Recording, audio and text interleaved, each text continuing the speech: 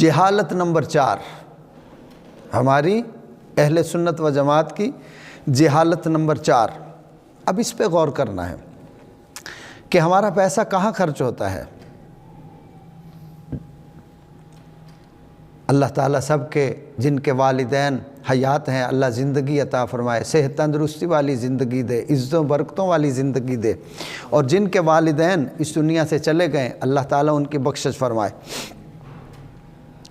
جب تک ہمارے والدین زندہ ہوتے ہیں، یہ سنیوں کا المیہ میں بیان کر رہا ہوں، ماں کو نہیں پوچھتے، باپ کو نہیں پوچھتے، پیسے دوستوں یاروں میں اڑا رہے ہیں، دائیں بائیں اڑا رہے ہیں، ماں کو دوائی کے پیسے نہیں دے رہے،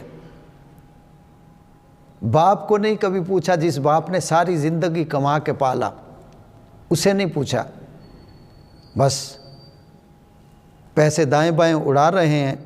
جب والدہ یا والد یا بھائی دنیا سے چلا گیا، اب کیا ہوتا ہے؟ دیگیں پک رہی ہیں، کل خانی کے نام پہ دیگیں پک رہی ہیں، تیجے ساتیں اور 40ویں کے نام پہ دیگیں پک رہی ہیں، بریانیاں پک رہی ہیں، اور قیمہ نان چل رہا ہے، قورمے بن رہے ہیں، بریانیاں، مٹن بریانی، مٹن قورمہ، یہ چل رہا ہے۔ یہ کس لیے چل رہا ہے؟ صرف لوگوں کو دکھانے کے لیے، اپنی بلے بلے اور واہ واہ کے لیے، اپنے ناک رکھنے کے لیے۔ اور پھر آنے والے کیا کر رہے ہیں؟ کوئی غیبت کر رہا ہے، کوئی کسی کی چغلی کر رہا ہے، کوئی اخبار پڑھ رہا ہے، اور کوئی سیاسی گفتگو کر رہا ہے، اور کوئی رشتہ داروں کی باتیں، رشتے کی باتیں کر رہا ہے۔ اب یہ سلسلہ چل رہا ہے۔ اب اس کے بعد مولوی صاحب کو بلا لیا جاتا ہے، اور یہ بھی جہالت ہے، نائی کو پہلے کہہ دیا، ٹینٹ والوں کو پہلے بتا دیا، سارے رشتہ داروں کو کراچی تک فون کر دیا، اسلام آباد تک، لندن تک فون ہو گیا، مگر وہ جو امام مسجد ہیں، خطیب ہیں، جو عالم ہیں، ان کو عین موقع پر بتایا جاتا ہے، جی وہ ہمارے، کیا وہ ایک امام کو کیا سمجھتے ہیں؟ ایک غلام سمجھ کے کہ بھئی ایک کڑے دی مچھی ہے جو مرضی پھاڑ لو۔ اب پھر مولوی صاحب آ جاتے ہیں، اور مولوی صاحب سے کہا جاتا ہے کہ جی مولانا صاحب آپ جلدی سے دعا کر دیجئے، مہمان دور دور سے آئے ہیں اور انہوں نے واپس جانا ہے۔ اب جہالت دیکھیے کہ کوئی سگریٹ پی رہا تھا، کوئی حقے کے کش لگا رہا تھا، غیبتیں کر، اسی طرح اب دعا کے لیے ہاتھ اٹھا لیا۔ اب مولوی صاحب بھی کہتے ہیں کہ ٹھیک ہے۔ اب مولوی صاحب نے بھی جلدی سے دعا کی، آمین کیا، اللہ کے سپرد۔ اب آنے والے چاہیے تو یہ کہ قرآن کی تلاوت کریں، ذکر فکر کریں، سورۃ یاسین پڑھیں، کلمہ شریف کا ورد کریں، نہیں، صرف ایک رسم ہے، ایک رسم ہے، اس پہ بھی انشاءاللہ یہ منگنی اور اپنا کل 40واں ساتہ، اس پہ بھی انشاءاللہ تفصیلاً گفتگو کریں گے۔ اب پڑھنا پڑھانا کچھ بھی نہیں، بس گپیں شپیں ہو گئیں، بس اس کے بعد دعا ہوئی، اب قورمہ اڑایا جا رہا ہے، بریانی کھائی جا رہی ہے، نان قیمہ کھایا جا رہا ہے، اور بلے بلے بلے بلے کروانے کے لیے، ریاکاری دکھلاوے کے لیے جب لوگ چلے جاتے ہیں، اب پھر پوچھتے ہیں ہاں بھئی بتاؤ کیسا ہوا پروگرام، کیسا ہو گیا، کھانا کیسا تھا؟ اللہ کے بندے، جب تک تیرے ماں باپ زندہ تھے، جب تک تیرا بھائی زندہ تھا، اس وقت تو نے پوچھا نہیں، وہ بیچارے سسکتے سسکتے مر گئے، بھوک اور پیاس سے بیچارے مر گئے، غربت کی وجہ سے مر گئے، اس وقت پوچھا نہیں ہے۔ اب یہ دیگیں چڑھانے کا کیا فائدہ ہے؟ صرف اپنی ایک جھوٹی انا کو، جھوٹی عزت کو برقرار رکھنے کے لیے، بنانے کے لیے صرف یہ رسم ادا کی جائے، ایک ٹکے کا ثواب نہیں ملتا اس میں۔ جو لوگ اپنے ناک کے لیے کرتے ہیں، اپنی جھوٹی عزت بنانے کے لیے کرتے ہیں، اپنی بلے بلے اور واہ واہ کرنے کے لیے یہ کرتے ہیں، ان کو ایک ٹکے کا ثواب نہیں ملتا۔ ریاکاری کا عمل کوئی بھی اللہ کی بارگاہ میں قبول نہیں ہے، وہ نماز بھی منہ پہ ماری جائے گی۔ ریاکاری والی، دکھلاوے والی نماز یہ تو کھانے ہیں، وہ نماز بھی جو ریاکاری لوگوں کو دکھانے کے لیے کی ہے، بجائے ثواب کے گناہ ملتا ہے، اور وہ بھی منہ پہ ماری جائے گی۔ جس میں یہ ہو نماز پڑھتے ہوئے یا قرآن پڑھتے ہوئے کہ لوگ کہیں بلے بلے واہ واہ واہ واہ کیا نمازی ہے، ایسی نماز اللہ کو قبول نہیں ہے۔ اور جو دکھاوے کا یہ کھانا بنا کے اور برادری میں، خاندان میں، محلے میں واہ واہ چاہتا ہے، یہ اللہ کو کب قبول ہوگا؟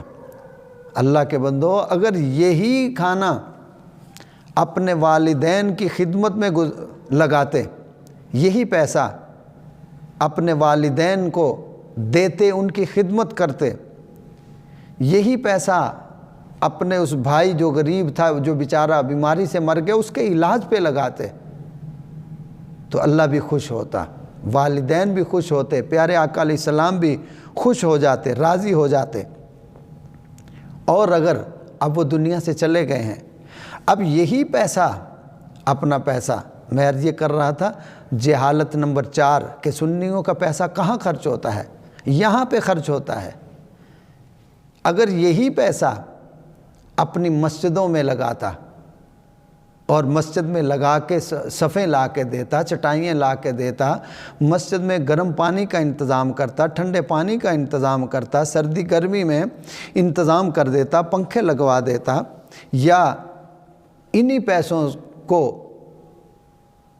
مسجد کے وضو خانے پہ لگا دیتا، جہاں جہاں مسجد میں ضروریات تھی وہاں لگا، اور یہی پیسے اپنے مدارس میں لگاتا، جہاں پہ دن رات بچے قرآن پڑھتے ہیں، دن رات اللہ کا فرمان پڑھتے ہیں، آقا علیہ السلام کا فرمان پڑھتے ہیں، اللہ کا کلام پڑھتے ہیں، آقا علیہ السلام کی حدیث پڑھائی جاتی ہے۔ اگر یہ پیسے وہاں لگاتا تو تیرے ماں باپ کو بھی